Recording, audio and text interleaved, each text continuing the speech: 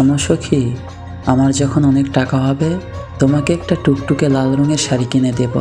তোমার পছন্দ মতো এক মুঠো রেশমি চুড়ি কিনে দেব অনেক দাম দিয়ে। তখন আর দাম নিয়ে তোমাকে বিন্দুমাত্র ভাবতে হবে না। আমার প্রিয় মানুষটার ইচ্ছে পূরণের কাছে টাকা কোনো বিষয় নয়। পকেট ভর্তি টাকা নিয়ে তোমাকে ওই মস্ত বড় মার্কেটটায় নিয়ে যাব। ওই যে সানজুদের বাড়ির পাশে মার্কেটটা, ঠিক সেখানেই যাব। আর ফেরার পথে ওদের এক পলক দেখিয়ে আসবো। কেমন? দেখিয়ে আসবো তোমাকে আমি কত কি কিনে দিয়েছি। তারপর তোমাকে নিয়ে সিনেমা দেখতে যাব। ওই যে বিশাল একটা সিনেমা হল আছে না, ওইটাই। তুমি আর আমি পাশাপাশি বসে পপকর্ন খাবার সিনেমা দেখব।